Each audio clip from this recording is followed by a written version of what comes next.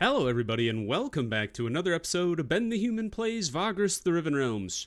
Sharp-eyed viewers will notice we're not in Devon anymore. Basically, what I did off camera is I went to Torzeg Shelter, dropped off some stuff, took a bunch of stuff, and dropped it off on the way to Salem. The reason we're over here today is because I want to pick up the salt guy for the outpost up here.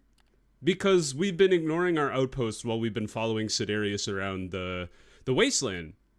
So we put Sidarius' quest on hold for a little bit, and we are here in Salem. The reason we're here is because I think if we visit the Ratharnak outpost, we should be able to find a guy that can help our outpost out. Let's talk to Chief Welgen. Yes. Wait. Yes. Hire Bergevoir to survey your salt mining strip. That's exactly what we want. There's other people that can do the salt mining survey. Some guy named Codden and another guy named Titus Prosco. I assume one of them works for the Scythicness Covenant, but we're not as good of friends with them, so I figured we'd go talk to these guys. So let's hire this guy. The Dragonkin salt mining expert joins your comitatus to survey your mining strip. We will take her there immediately. While we're here, can we buy masks here? Reclaimed masks. Are they good? are they good enough? We'll buy them. Can I buy more? I think it had every 5 days. Okay. Well, we might as well buy as many as we can. Do the other people have masks? They do. Neat. Let's buy some more. Cool. Have a nice day. I think that's all we need. Are there any missions? Or did I already take them? My inventory looks very full. So we will assume that we have missions to take to Devon, hence all of the inventory signs over here. 7 days away. We have 9 days worth of supplies, so we should be okay. But I think I'm going to grab all of the supplies in Salem, even though they're a little more expensive, on the off chance my outpost needs some food. So we got full movement. Let's head out. I think from Salem, it's like 2 days journey to the mining outpost. Maybe like 2 and a bit. Nope, 2 days. Fantastic. Especially with the Dwarven Compass. Makes it so much easier. All right, let's see how the outpost is doing. You hear the buzzing of flies. Everybody's dead. Bunch of insane tainted. This happened last time. You guys didn't know about that? Half a dozen died. Morale is down. As it turns out, there are further developments. Lacking essential equipment, stripping resources ain't an easy task. Masks. We got some masks. And then they got something for me. Not far from here, they found some items of interest. Some sort of buried chest. Cool. Ancient tablets. We got good news, thankfully. They started with the bad news, and now they're getting into the good news. They captured an Ifriani. Holy cow. Isn't that the dragon monster? We went a-hunting, got some Jacra and a wild Slarod, and a pristine trophy. How much did these people do while we were gone? And we got some new people, and that's it. Jeez Louise. Oh my god, the morale is shattered. Devastating. Oh, it's because they're out of money. Alright, we should be giving them more money then. Or checking on them more often.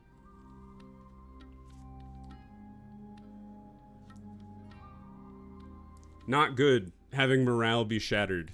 Is there a way I can make that go back up? Just less defenses and less worker output. They have plenty of supplies though, so that's good. Actually, I think they're gaining supplies. It's kind of neat.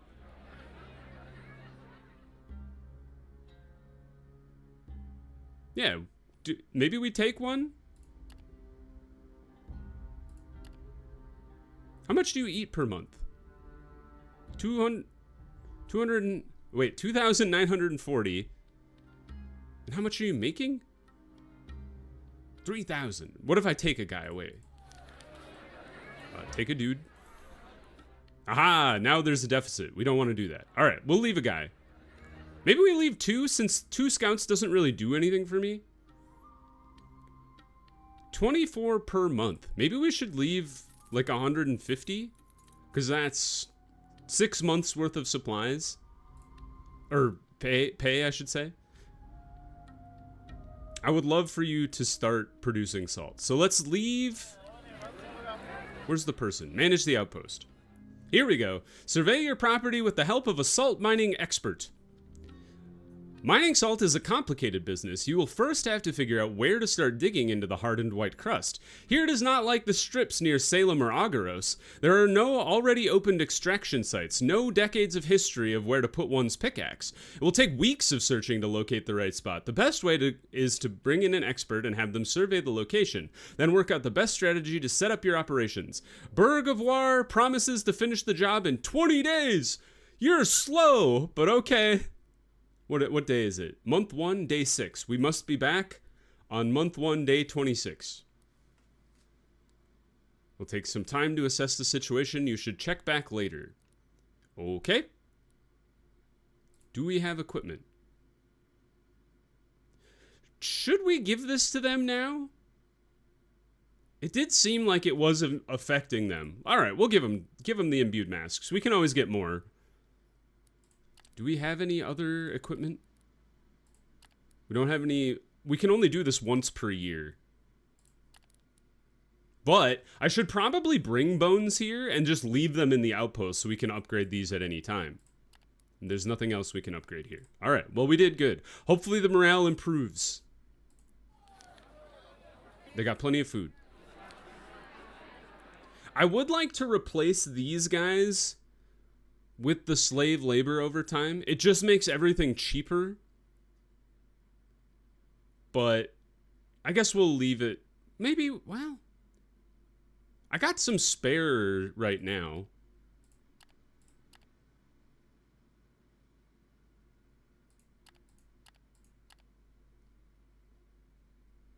What if we just do an entire swap out?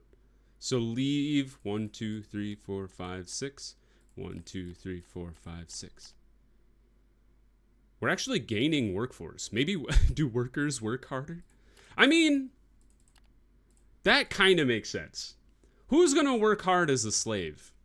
Or like, at least try not to work hard as a slave. You know what I mean? Anyway, I think if I was a slave, I'd try to not work as hard as possible without getting beat up. Anyway, we've done good. We will rest at our outpost today, and then end the day. Fantastic news. Let's leave the settlement. Good luck, team. I believe in you. Abysmal morale. How do I do that?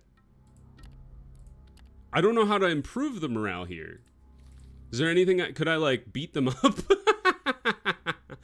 I don't think is there anything I can do? Can I declare martial law? I don't know what to do. Because it's not like my unless it was during resting? No, that's not right. Because this is the people I'm traveling with. I have no idea.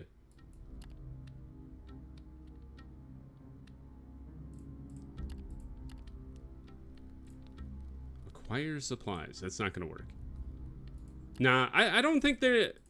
I mean, unless it's like don't leave without giving them funds. That does make sense. I don't know what do you mean by overcrowded. It's at 60 of 60. Tell the man to leave you alone. All right. Good luck. Good luck to you, team. I have the utmost faith in you. Probably. I'm sure it'll be fine. Meanwhile, we will head back to Devon and talk to Sidarius. There's a priest we must discuss Sidarius' situation with. So we will go do that. The outpost is neat. According to some people that I've talked to, it is a good way to get money. It just takes a lot of resources to get off the ground. And you can kind of see that. Like it's a resource sink for sure.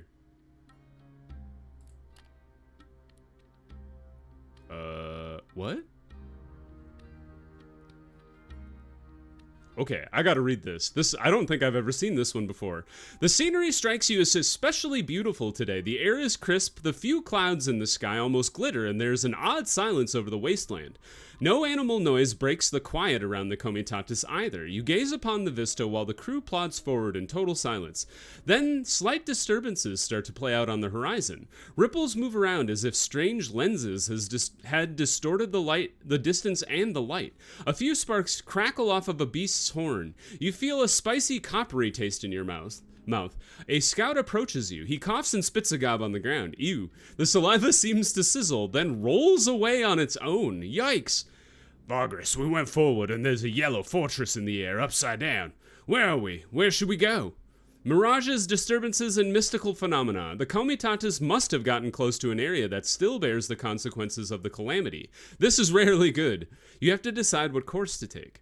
You ask for reports. Your crew does not have much information about your surroundings, but one of the scouts has just met his long dead father and was told to count up his sins and plan for joining the dead. The Comitatus must be deeper in the field of arcane anomalies than you thought. You have heard about Comitatus just vanishing in these calamity-stricken lands, leaving only a freak survivor, but much more common is that some people and beasts are cursed, or lost or go insane. The magic here went mad, striking where it wants while leaving the next person alone. You do not know the shape or reach of this area, but you are close to its center. If it is small, then you can go forward and try to get out as fast as possible on the other side. If it is large, you should back up and get around it. Someone might know more about such arcane phenomena. I hope so. You recount all the knowledge and gossip and whispers about the way these arcane anomalies are supposed to work. You tell people to grab something made out of metal if they begin to feel weird. Running water also might help to drown out smaller effects. You will use a rope to hold on to while the Comitatus works its way through the area. Someone even teaches all of you a little chant to help you with the crossing. It works not because it has any magical effect, but because it helps people to focus and not to freak out. Plot your way through this field of snares. Holy cow! So, Vagrus, what should we do? How should we deal with this? One of your commies asks. Straight through, or backing up, or going around? Oh, and going around. One might lose time, the other way we might lose our sanity, or worse. But which is it? Fast and forward, instruct them to grab the rope and step in the trail of the ones before you. We have a very high chance of success. 6, 6, 24, 45, 6, and 50. And then turn back, get out and around, slow and sure, time has no worth for the dead, provided there is a way out, of course. 6, 6, 24, 45, 6, 50. Okay, so they're identical. Let's go fast. I'm curious about going through it. We succeeded. The Comitatus trails onward, slower than usual. Scouts stride only forward and not too far away. A slave gets too close to a shimmering patch of air and it instantly blisters his shoulder. He does not even cry out loud, just moves back into the column and treks forward. There's a palpable sense of unease when walking over a patch of ash-black ground, and all the colors fade. Nothing else happens, only the reds, greens, and blues turn to gray. After leaving that particular section, the colors return, except in the eyes. There is a grayness that lingers for hours. After long minutes that feel like hours, the land changes. It all went so well until now. Uh-oh. The ground looks normal but feels mushy. Stepping on it is like wading in a swamp. It cuts and tears easily but does not leak anything. When you grab a handful and pluck it out, it turns back into normal soil, solid and dusty. Either you wade through this eerie swamp or you try to go around it. I think we have to go. We gotta keep going. I'm like committed at this point.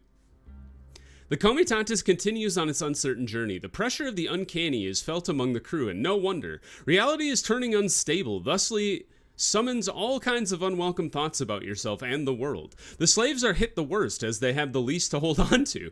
When you stop because of a sunken wheel, a burly fellow tries to swim through an especially soft patch of ground. Others make impromptu statues with their hands. A worker tries to wash himself with earth. A sense of madness envelops your group. Get out of here as soon as possible. We don't have a slave driver, but it is a very high chance of success, and we are very strong-minded and intimidating. Try to move people with caution and care. I think we're better at this, so let's do that. You nudge people on, sometimes literally, but mostly only with words and advice. The comitatus moves slowly but surely. You even stop once in a spot that feels safer. People catch their breath, then follow you on the trail again. Sometimes you feel a strange buzz in your head and your thoughts get scrambled, but you push on. People looking at you should never see the disorientation you feel. After a while, there is a sudden change in your perception, as if a bubble has just popped. You see the environment much clearer and there's no strange taste in your mouth. The ground is solid again, the sky is clear, no mirages. Your men check themselves, touch the cart or pieces of equipment, ascertaining the normalcy. The comitatus survived the field of anomalies. Move forward and forget this crazy place. We got some insight. That's fun. A guard finds several statues on a cart shaped by the crew out of the malleable earth you came through. Most of them are bizarre and deformed, so their makers break them. Yet one beautiful feline sculpture made out of a bluish-green substance catches your eye. It seems to shift tones as you move around it. It must have turned into jade somehow during the trip. A piece of treasure, a reminder of a mad journey. All right, we got some morale. Neat. Very interesting. Well, that was fun. No one died. I was kind of expecting somebody to die along the way. But there you go. A wild journey through the desert. Approach the guards. We will smuggle in our goods. Show them our license.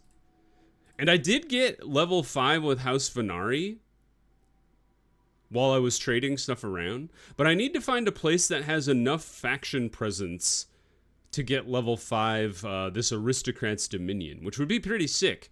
It looks like they're very close. 892 out of 900. Turn in.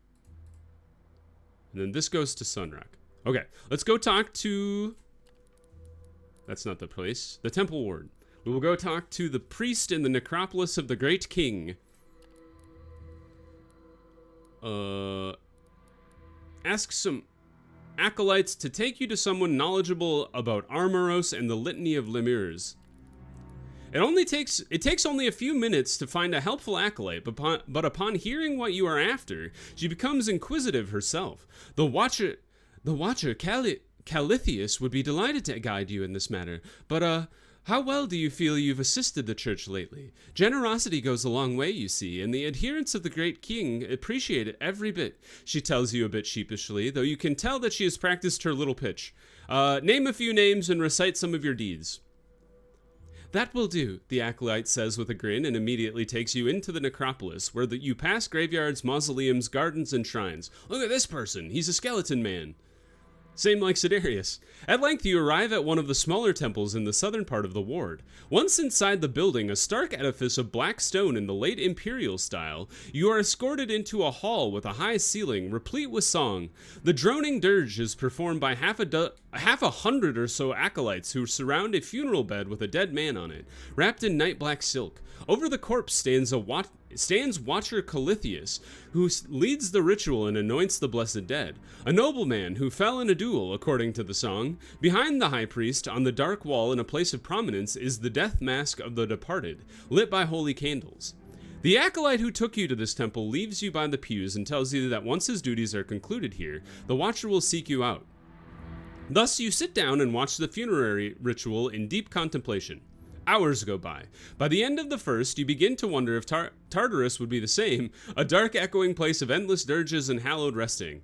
By the end of the second hour, you doze off and jolt awake when a robed skeleton prods you with a jet-black staff. It is the Watcher Calithius, whose impossibly tall form now stands before you. You had a question about His Eminence, Armoros the Clairvoyant, he states rather than asks. Rising, you bow your head and apologize for almost falling asleep. No need, the Watcher says dryly, his hollow gaze penetrating your very soul. That one is now in the care of the Great King. Respects were paid, anointments were granted. That you witnessed, it was incidental. Walk with me. The walker makes his way slowly out of the temple and into the quiet gardens of the necropolis. You follow him in silence. Now, on to your question, he says at last. You listen intently. Watcher Calithius launches into a lengthy speech about Armoros of the 12, one of the original liches who returned from death after they sacrificed themselves to aid the Emperor in protecting the capital city and the Hearthlands from the wrath of the insane Elder Gods. Most of what he explains serves to retread the knowledge of the previously imparted by Octavius, but in the interest of flatter the Watcher, you listen to it all. So we're flattering the Watcher. Calithius does not add anything to what you already know about Thalanis, but lists all the famous deeds of Armoros in the era of the resurgent empire up until his demise. Unfortunately, none of that assists in any way with Siderius' search. However, it solidifies that the Lich was focused on researching the harmful thaumaturgical fallout of the Calamity, as well as the lingering curses it left behind, particularly the constant rise of mindless aggressive undead. You make a point of asking about the Litany of Lemures, saying you have heard that it was created to defend from the very same threats. Indeed, Calithius confirms, regrettably, as much as with many of the holy wonders of those turbulent times, the litany is lost to us. Only fragments remain in various libraries of the church. You ask the Watcher why the adherents of Oscul have not pieced together the fragments yet. With time passing, Armoros entered history, then legend, Calithius explains, and many of the threats he was working so tirelessly to extinguish in the end were dealt with for the most part. The litany is more of a fondly remembered sacred text these days than a tool to combat peril. You ask the high priest if he knows where such fragments, or indeed anything related to Armoros, can be found.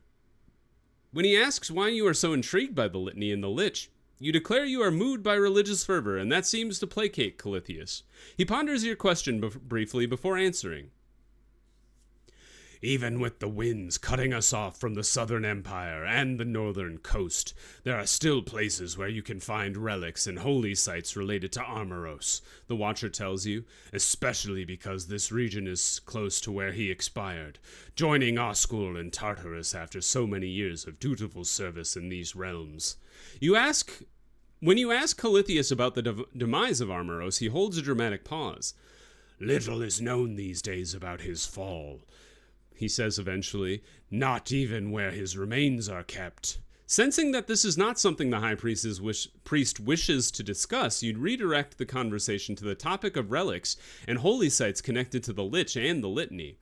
Ah, yes, Calithius begins. The most prominent of these is the tomb of Arcane in Avernum's holy ossuary. She was the greatest of the devoted servants of Armoros, and a student of his teachings. Her internment in that most holy place is a honored reserve only for the holiest of adherents. Another place is the Bone Garden at the Iosian Quarry, where a relic of Armoros himself rests, a part of his sacred reanimated body. Which part?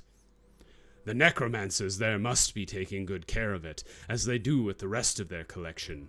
Lastly, there are the personal writings and diaries of Armoros, allegedly some even from the time when he walked the realms as a mortal man. The temple at Torzag's shelter keeps these texts in their library. Be mindful that they are holy, and thus not many can attain the right to read them. However, since your devotion deserves to be rewarded, I shall grant you the privilege to be able to look at them. You thank the Watcher profusely and tell him that you do not wish to keep him longer. He confirms that indeed he must return to his many duties, and you leave his presence. Then head out of the necropolis. Siderius is waiting for you nearby. The Black Knight is standing on the corner of a street close by, perhaps too close considering that agents related to the church might be looking for him. He does not appear to care, however, and is much too eager to discuss your findings. You recite everything you have heard from Watcher Calithius on the way back to the Comitatus, and Siderius listens to every word. By the time you are finished, the two of you are sitting at a secluded table in the common room of the Manzio's tap room. You notice that many curious gazes find the knight, but none linger on him for too long. He seems to be oblivious to this, or perhaps all too used to the attention, and the accompanying fear.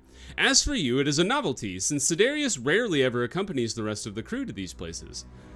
So, these potential places we can look. Good, he says, smashing an armored fist onto the table, startling a few patrons close by.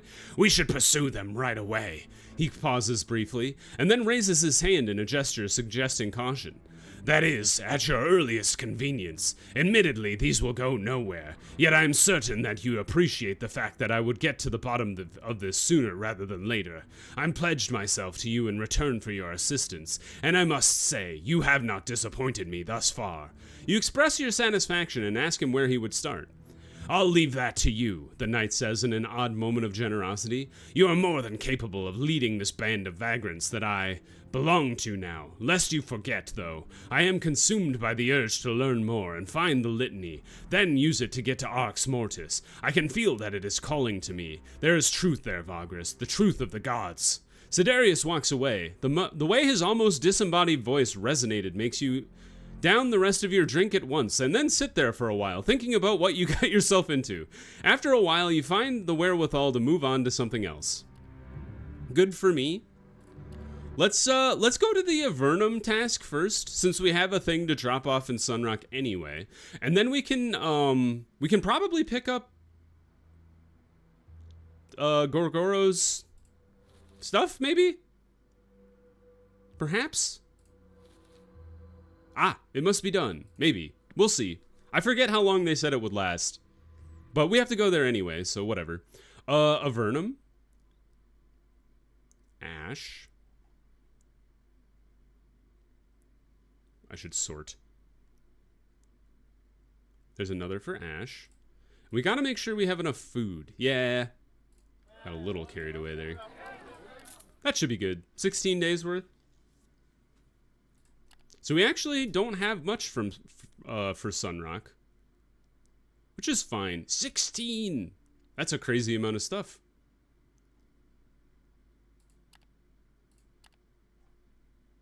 Yeah, it's unfortunate that House Venari doesn't have a presence here. I wonder, maybe in Avernum? I'm not 100% sure where House Venari has the best presence. Maybe in Torzeg Shelter, of all places. Exchange news? You want to go to Sunrock? Sure, that's like 2 days away. And then we will rest. Put our people to work. Don't pay, that's crazy. And we should get, critical success. Well done, team. Let's get 3 scouts. Ditch 6 of our workers. Ditch way more of our workers. Ditch all of the workers. Perfect. And head out. To the city gates we go. Yeah, I really like Sidarius's questline so far. It's a lot of fun. I thought I wouldn't have to do this anymore now that I'm best friends with House Venari. How dare you? Take my money, you awful, awful man. It's always along this stretch of road, too. From Devon to Avernum. Although that might just be because I go to Devon, from between Devon and Avernum a lot. So, you know, like recency bias and all that fun stuff. Alright, and today we will force march because we're at full stats. Drop off some people. Turn this in. Grab some more slave labor. Not enough space for this one to go to Avernum. Anything to go to Ash? Oh, we could take this one. Sure. That works for me. We still have space today, or a movement today, so we should get going. And then honestly, just continue on.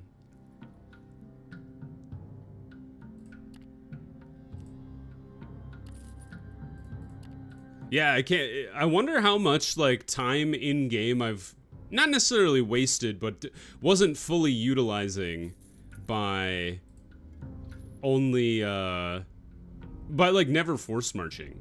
It's just kind of interesting to think about. Turn these 2 in. You guys have anything available? None.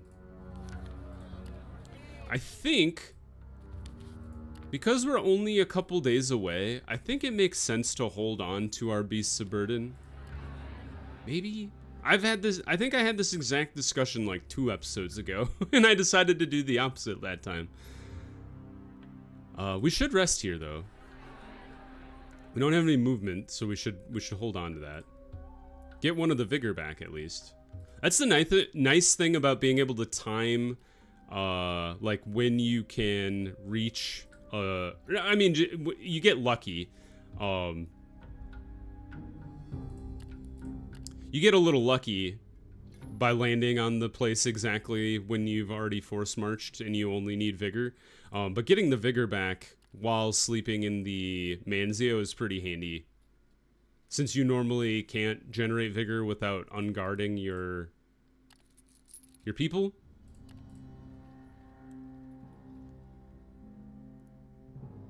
And then we should force march today. Only that far.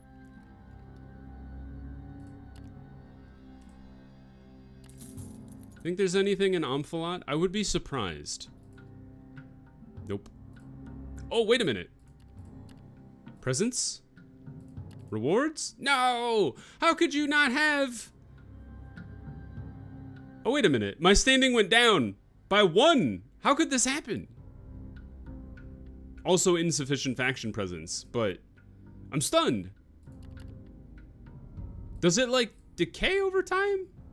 Or maybe I did a mission for somebody else and that made them sad? I don't know. The mysteries of this game never cease to amaze me. And we've reached Avernum. Nothing to hide. Show them our license. Turn in our stuff. All right. Never mind. We will get House Venari's blessing someday, some way, somehow. But for now, let's pause the episode there. We will pick up next time with more Sidarius quests. We will try to get our hands on Gorgoro's armor, which we can do. And yeah, but for now, let's have a break. If you guys enjoyed the episode, click the like button. It helps me out a lot. If you want to see more videos of Vagrus, the Riven Realms, or the other series I have going on the channel, subscribe to the channel. Make sure you have your notifications on, and I will see you in the next one. Bye, everybody.